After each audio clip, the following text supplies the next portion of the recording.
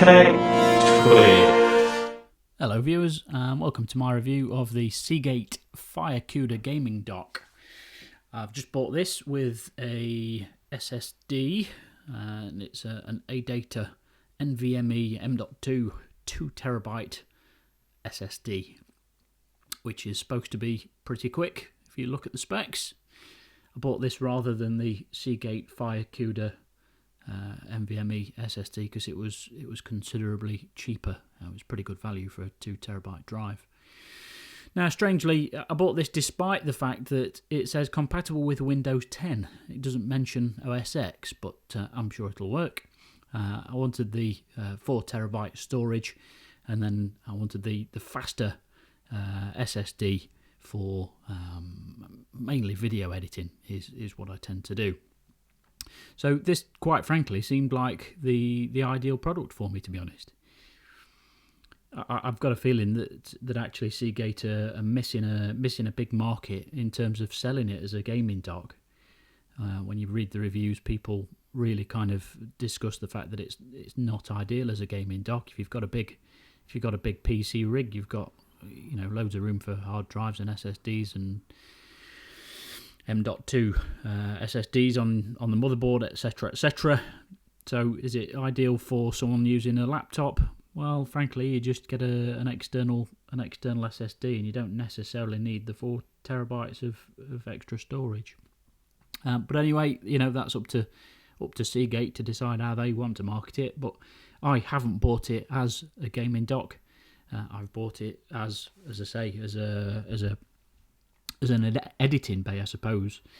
There's a couple of reasons that I bought it specifically.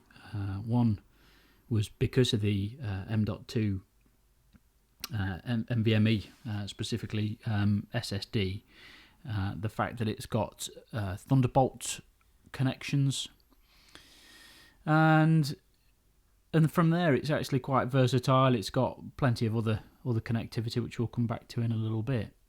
But one thing that struck me when I was getting it out of the box is that the cables are all of a pretty high quality. The power brick is a pretty good weighty power brick, and it feels like a pretty good quality Thunderbolt 3 cable, which I'm sure you're all aware. These cables don't seem to be equal. Unfortunately, there's a lot that are just USB-C. So it can get a little bit complicated, but anyway, I'm just obviously getting everything out of the box now. As I say, I'm fairly sure it's going to be pretty easy to set up. It's just an external hard drive with a few bells and whistles.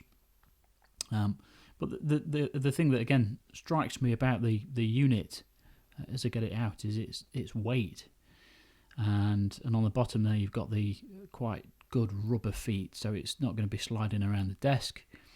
The main body of the drive is that kind of rubberized plastic, so it feels quite nice. And the end portion where the light up area is actually metal, so that feels quite nice. I've got a feeling it's designed like that to give as much air for the NVMe drive. Now, in terms of ports, there's 5 USB 3.1 Gen 2 ports, one of which is battery charge port. That's on the front.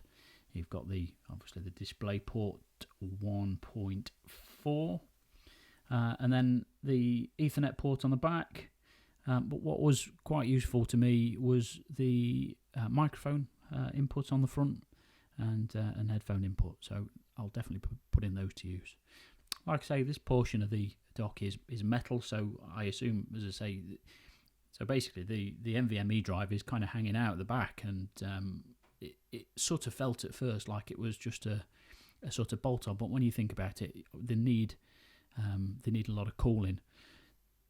So having it housed in the metal area at the back with the thermal pads on the inside there, it's obvious that it's going to keep this little NVMe nice and cool. But how cool is this? That is 2 terabytes. Now I know you can get 4 terabytes in these little drives, But I just, it's incredible to think that a few years ago, 10 years ago, you were paying a couple of £100 for a 2 terabyte mechanical hard drive with really terrible write and read speeds and such huge bulk. So if you wanted to just put one of those little NVMe drives in an external kind of just a little dock that you plug straight in via Thunderbolt, such a tiny little package. They're incredible. So just getting this plugged in and going to get it set up and turned on for the first time. And as you can see, it's showing up. It's showing up the mechanical hard drive straight away. But I have to go into disk utility to format them. And the SSD didn't show up immediately, so that I've just had to format it. So I've formatted them both in APFS, and pleasingly, or strangely, the SSD portion's showing up as an internal drive. That does actually change later on, but it was just strange that it showed up immediately as an internal drive. But what was pleasing also was that it showed up as a 2 terabyte or 2.05 terabyte drive, because frustratingly with a lot of Windows in particular, you format a drive and you only seem to ever have 90% of the actual capacity of the drive. But there we go, they're both showing up. Everything's all working and hunky-dory, so no issues. As I say, it's strange that it was showing on the box as compatible with Windows 10 and not with Mac OS X, but there we go. So on to a quick speed test using Blackmagic Design's disk speed tester. Just testing the mechanical hard drive first. Now, if you have a look at this, I've never ever seen a mechanical hard drive that writes and reads so quickly. Now, I'm not professing to be, an expert. I haven't tested hundreds of drives, but I've seen SSDs write slower than that. And my assumption is that it's all down to the fact that it's through the Thunderbolt connection. But whatever, that may or may not be the case. You can't necessarily take my word for that. But that's my best guess. Now, this is the SSD, the NVMe, and although those speeds are pretty incredible, I kind of maybe expected it to be a little bit faster. Again, I don't know. I've not tested hundreds of these things or anything. In fact, this is, as I said earlier, my first NVMe drive, so I kind of wasn't entirely sure what to expect, but that's pretty pleasing. It's 3 or 4 times faster than anything else that I've got. Here's just a quick actual physical data moving test. So I've got a 45 gigabyte video file. In fact, this video file that I've just moved from the mechanical drive to the NVMe drive, and it took exactly 3 minutes, which again is incredible. Now I'm going to shut up now, and just this last little portion of the video, just a few little bits of the close-ups of the machine, and what you'll also notice in the background there is the noise. This is a noisy little unit when the hard drives were in.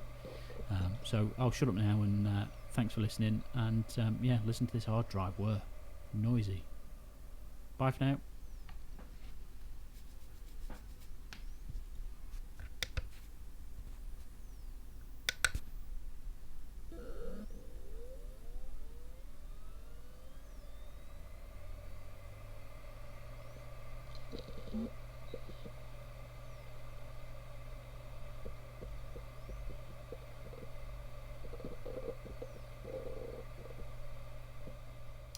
Okay, so that was my first look at the Seagate gaming dock, and I've got to be honest, it's exactly what I wanted it for, which is video editing primarily.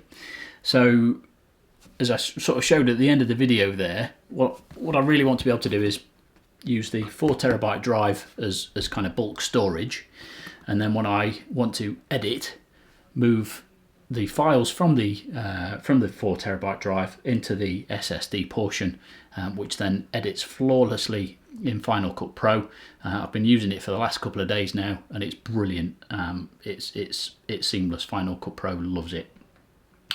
And then once I've finished editing, just move everything back into bulk storage. So it seems like the perfect solution at the minute.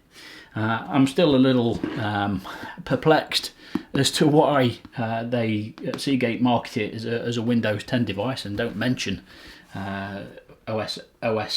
Mac OS on there. It will put some people off, I'm sure, but it does exactly what I wanted it to do.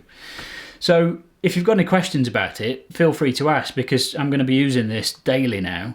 It's like I say, I'm repeating myself, but it's exactly what I wanted it for as a video editor, that just needed some extra storage, and then, as I say, the kind of speed and convenience of the NVMe drive. So if you have any questions, please ask, and I'll happily try and help. Otherwise, hopefully you've enjoyed the video. So give us a thumbs up, give us a subscribe if you like. Appreciate this is a new channel and this is the first video, but I will be putting plenty more on over the next few weeks, months, and potentially years. So thanks for watching, and hopefully I'll see you on the next one. Thanks, guys. Take